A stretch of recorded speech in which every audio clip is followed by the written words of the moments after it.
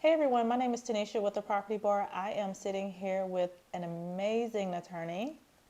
Hi, my name is Nicholas Brausch. I'm a real estate attorney at the Bruin law firm in Greenville, South Carolina, and I've had the privilege of working with Tanisha on several deals. She's one of the better agents that I see come through, and it's very exciting to be here today to answer some questions about real estate law, about buying property. Very excited to be here. I am super excited to be meeting with you just to give homeowners or potential homeowners some questions, answer some questions about purchasing a home. So I have some stuff prepared. Okay. So I just want to get your thoughts on some of these questions. So the first one would be, so for a first-time homeowner or anyone that owns a home, do you recommend that they have a will or trust or both?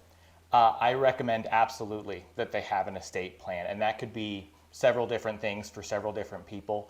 A trust is a little bit more invasive, a little bit more intrusive into the finances. It's a little bit harder to set up, but what I love about a trust is that you don't have to go through probate with any of your assets. Okay. The probate process can be very lengthy. It can be 8 to 12 months. It can be hard. It can be challenging. You're dealing with family members and grief and loss, whereas a trust is much simpler. Yes, for sure. And I actually just dealt with 2 listings within the last 3-4 months where they were dealing with probate and it wasn't completely through probate. Yeah. So they had to hire an attorney to actually, get everything signed off on, push it through Yeah. to give them permission to go ahead and sell it. And luckily, it wasn't any family disputes because Good. I'm pretty sure, it could get ugly. But those were pretty actually simple. You ready? Yeah. Are there any tax implications with owning real estate? And can you tell us a little bit about that for Absolutely. people that plan to own a home? So there are a couple of tax implications. The first is that you get to write off any interest that you pay in the year, and that goes towards either your standard deduction or itemized interest and deductible payments for taxes at the end of the year. Okay, so are you saying that if I own a house, I file taxes, so all the interest that I've paid through the year, do I get that back? Am I You going to get- get money? You get to write it off, which means it lowers how much you actually need to pay towards taxes. It Okay. reduces the amount of money that you've made in the terms of the IRS. We all love saving money, so that's great. Yes, that is wonderful. The other tax implication deals with property taxes. It's really important for homeowners to make sure that if you have primary residence, that you make sure you make that application for primary residence with the tax assessor's office. Why?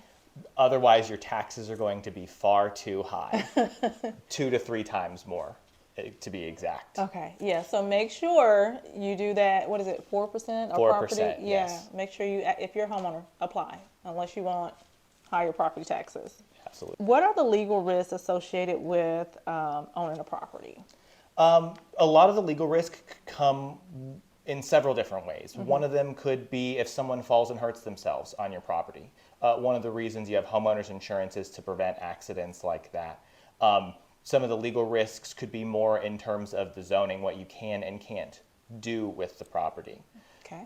As well, some of the legal risks could be if your property is built over a property line and you don't have a survey that shows that the house is within the property lines or the setback lines.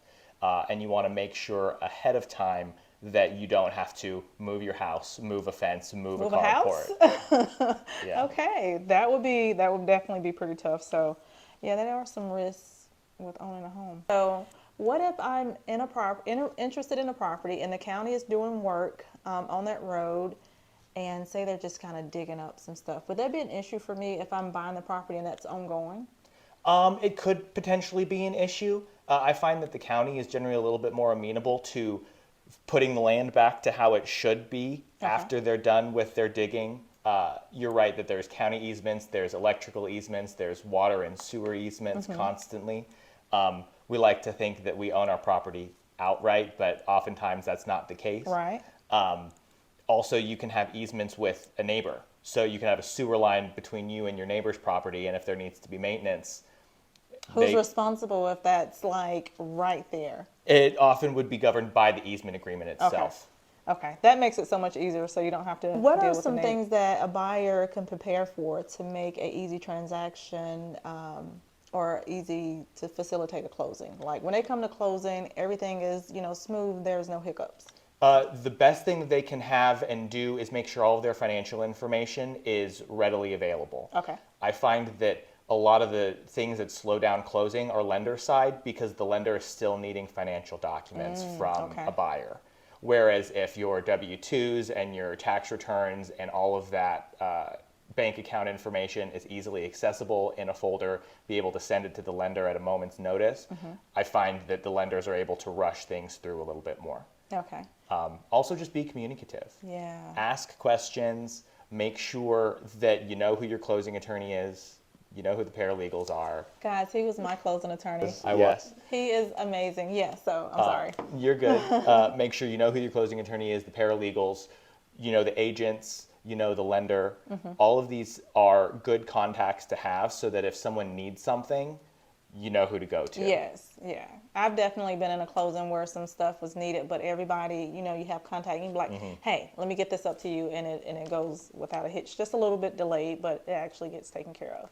And there's going to be delays in closing. Sometimes it happens. Sometimes a document comes up. Sometimes someone passes away and you have to go through probate.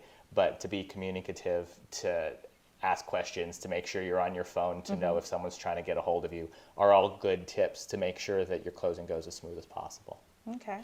What about environmental issues? Like if somebody was purchasing a house and say there was a chemical spill per se years ago, like are there any issues that the buyer could, you know, expect or? So I don't find environmental disclosures as much in residential, more so in commercial. Okay. But that is very important that if you have a fear that there is, you know, chemical spill that could affect the property, to do your due diligence beforehand, because you might not be able to get compensated from the seller even if they didn't disclose it.